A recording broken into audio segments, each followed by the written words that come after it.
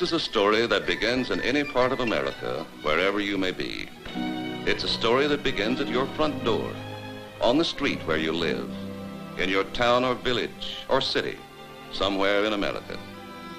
Or say your place called home is a ranch, kind of spread out in the sun's warm blessing, or snuggled close in a soft, snow-white blanket, or a farm whose front yard is a golden field of flowers.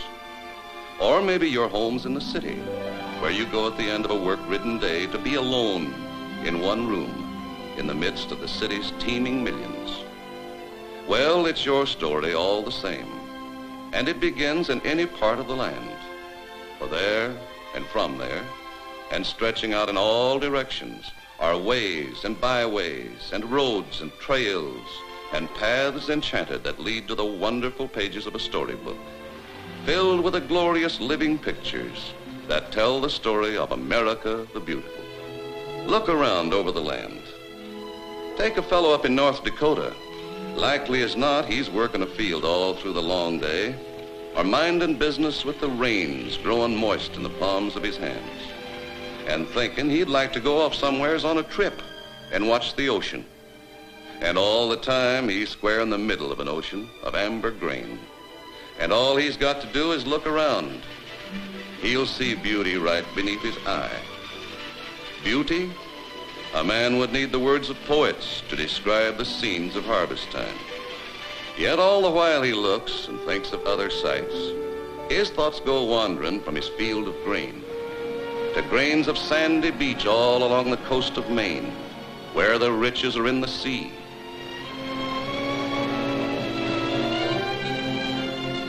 And folks here are apt to turn away to think of beauty someplace else and look to the west, to where the tall timber grows. Well, it's just where you're looking at the time. America doesn't mind which direction you favor, north or south, east or west. It doesn't really matter. If you favor the lumber country, there's enough timber to make a person gasp at nature's bounty.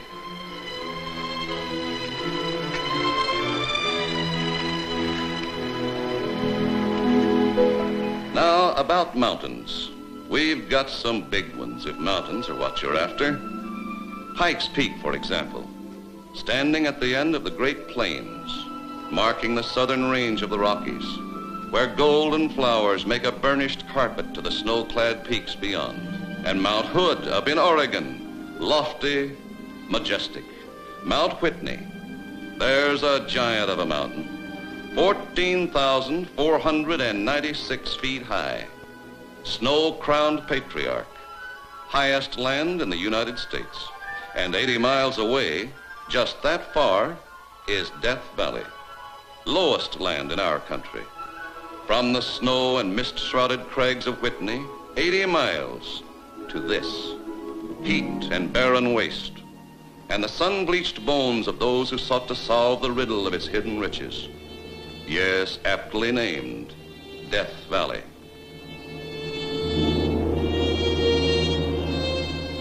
Beautiful America, keep moving across the desert. Follow the wagon ruts of the old pioneer trains. See the endless vistas of tableland. Watch the sun set in the stillness of earth and sky.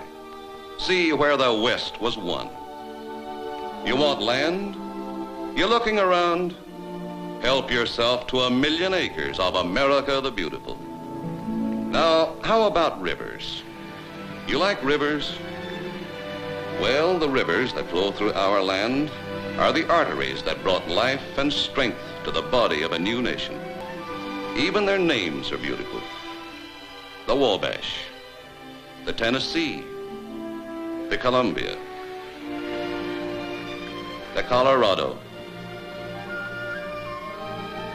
the Cimarron, the Atchafalaya, Ohio, and the Mississippi.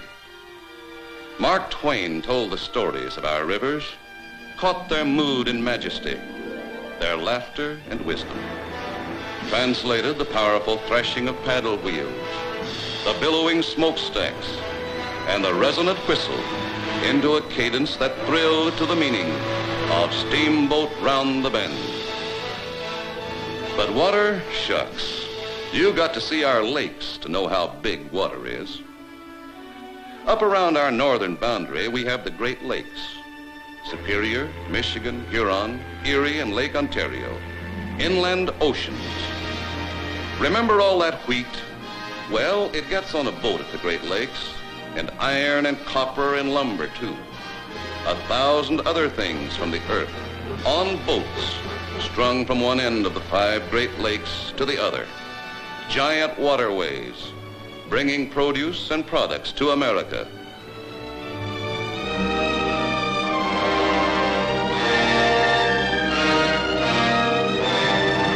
But they figure those lakes are not more than a drop in the Pacific Ocean out on the West Coast. A San Francisco booster will tell you they had likely put a bridge over those lakes, like the Bay Bridge here, a highway in the air from San Francisco to Oakland, which leads on down the surf-washed coast and shore in a mighty fine stretch, where a few million sun-kissed people will tell you that this is beautiful America. So it just depends on which way you're looking. Maybe you're looking at a pool in the city and remembering your favorite swimming hole in the country. It makes no difference. Wherever you look, it's still the same beautiful America. An America easily reached by simple country roads, by city highways that are miracles of engineering and design. What next? Well, much of the wealth and beauty that lies within these borders has been pointed out and set aside and labeled for all to enjoy. So we read Powell National Forest, and we go there for a trip or the vacations we used to have. And we thank a nation that has preserved these wonders for us to behold. Scenic attractions unexcelled in fantastic design and brilliant display.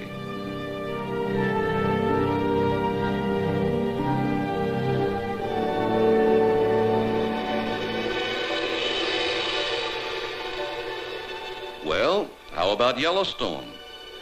When you run out of words, go up to the Buffalo Bill country and give Yellowstone a once-over. The oldest national park in our history. What artist can capture the sheer blue loveliness of the Morning Glory pool? And from this delight of matchless color, captured in the liquid blue below, you find dramatic contrasts as you stand a marvel at this vast mountain-surrounded plateau. High in the Rockies, where rise the head streams of rivers that flow to the Atlantic and the Pacific. A volcanic, lava-laden land, home of geysers, rushing plumes of white waters, born in a turbulent labyrinth far below the surface of the earth, where Old Faithful reigns supreme, the greatest single attraction of all the many wonders to behold. Then there's Sequoia National Park, where the big trees grow. What living thing on earth is older? These giants were standing 3,000 years before the birth of Christ. Behold them, and wonder at what they have seen. Tremendous sentinels, whose mighty trunks have grown massive with the secret of the ages. Patriarchs, older than the pyramids, and the redwood trees that reach in brilliant dignity like columns to support the sky. These trees are also in nearby Yosemite. But here the region's fame is centered in the spectacular beauty of its waterfalls, among the highest to be found, dropping 2,500 feet in 3 thundering cascades, while the fine spray creates the rainbow spectrum to enchant the eye. But falls, did you say? What about Niagara? There's a cataract for you.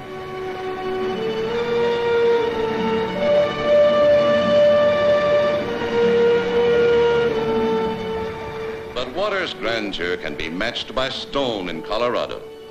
The Garden of the Gods, cathedrals etched in rock by the architect of ages. Go to Bryce Canyon for vivid coloring, brilliant hues, and unusual, fantastic formations. In New Mexico, it's the Carlsbad Caverns National Park. Those awe-inspiring openings carved in massive rock by an inland ocean 200 million years ago. Fantastic underground formations, hanging like icicles, formed by the oozing drip of water through the centuries. And the fabulous Rocky Mountains, famous range of picturesque contrasts, sun-drenched valleys, and snow-dipped slopes where skiing, winter sport, is in season in July, where the crisp mountain air resounds with sparkling, healthy laughter, where wildlife flourishes, protected in these national parks, living museums of natural history, where even the timid woodchuck approaches unafraid to nibble tidbits from the friendly hand. In Montana, it's the Glacier National Park, rugged mountains of unsurpassed alpine character, abundant in lakes of romantic beauty, the waters fed by icy glaciers moving timelessly down the mountain slopes.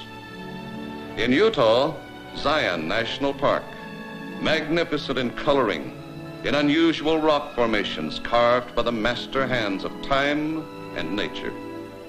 The record of 1 billion years incorporated in that regal mass of rocks so aptly named the Great White Throne. And the Grand Teton National Park in Wyoming, lofty uplift of mountainous grandeur, bold, prominent peaks and sheer precipices capped by perennial snow. Say, you can't see them all. You can't even tell about them, not in this lifetime. America the beautiful goes on and on and on being beautiful. But look around you, wherever you are. You don't need a lake or a mountain or a desert or even a national park for beauty. The things we've built in America are beautiful too, like the tall buildings in our cities, steel and stone rising high in the sky, monuments to the workers of America. And the cities themselves, the streets and streetcars and automobiles, millions of men and women who go up in the tall buildings in a busy, working America. And the mills and the factories in and around our cities, working round the clock to support the nation with the wealth of America's natural resources. The blasting red heat of the furnaces that never cool, molten ore pouring from the huge crucibles to meet the unrelenting need for steel with a fiery tide of flaming metal for production surpassing all expectations. The vast and complicated job being performed with American efficiency, meeting the greatest challenge of our history in an achievement glowing with the fire of accomplishment. Born in cauldrons, in settings gleaming with the flames of a Dante's Inferno, as liquid iron flows that men may live to build a better world. The tremendous energy of America, rolling out of fire and water, giving temper to the metal, pouring out the hissing stream on a never-ending flow of material, unequaled for its quality, unabated in its quantity. The sharp pounding of steel on steel, blended with the rhythm and the clatter of machinery, making more machines, exhaling the cloudy smoke of creation. Production, that's the front line here at home. The men with their know-how and their energy, and the women who came to work beside the men to fight the battle we all fought to keep America beautiful. Beautiful? What does the word really mean? Well, out in Texas, a rancher thinks his bald-faced steers are mighty pretty. And a rancher over in Montana will challenge you to name a finer sight than a good horse growing up in a good country. Around in Idaho, a flock of grazing sheep makes a scene to delight the eye. In Oregon, they shine up to a crop of big red apples. Yes, the word beautiful has a meaning all its own wherever you may look. And in every part of America, you'll find beautiful defined differently. Well, the dictionary says, having the qualities which constitute beauty. So look around, American. Look at the kids playing baseball. There's quality for you. Think about typical things like hot dogs and going to the movies. American ways and American things to do. American as a rip-roaring rodeo with real cowboys, bucking horses, cap roping. The color and spirit of the old Wild West captured in an arena. Say, ever been to Coney Island? Well, help yourself to a large slice of Americana. Nothing else like it. Shoot the chutes and merry-go-rounds and all the other devices.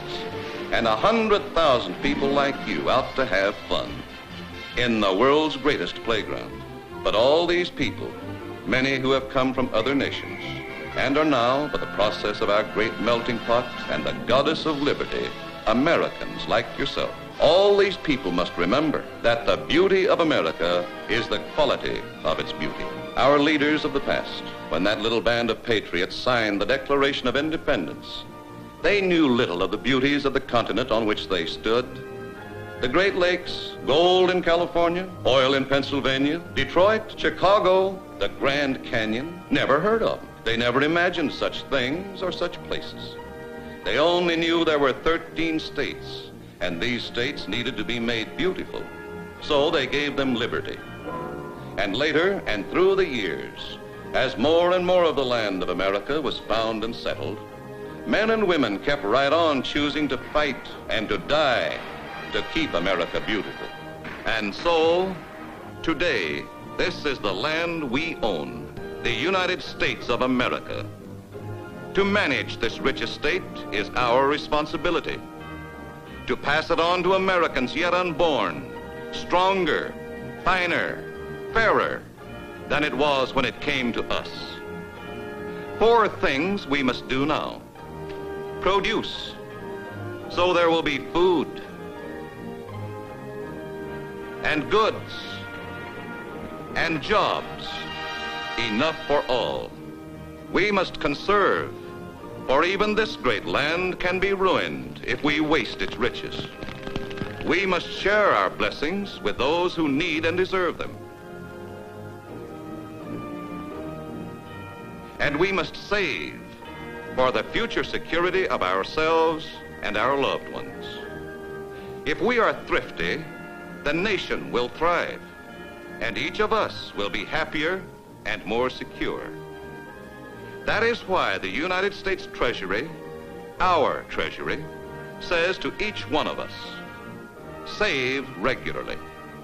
Put your savings into United States savings bonds, the safest investment on earth, and hold on to your bonds for the future. They are your shares in America. America is beautiful. America is strong. It's up to us to keep it so. Oh, beautiful for spacious skies, for amber waves of grain, for purple mountain majesties above the fruited plain. America, America, God shed his grace on thee and crown thy good with brotherhood from sea to shining sea. Oh, beautiful for pilgrim feet whose stern impassioned stress a thoroughfare for freedom beat across the wilderness. America, America, God mend thine every flaw, confirm thy soul in self-control, thy liberty in law. Oh, beautiful for patriot dream that sees beyond the years, thine alabaster cities gleam undimmed by human tears.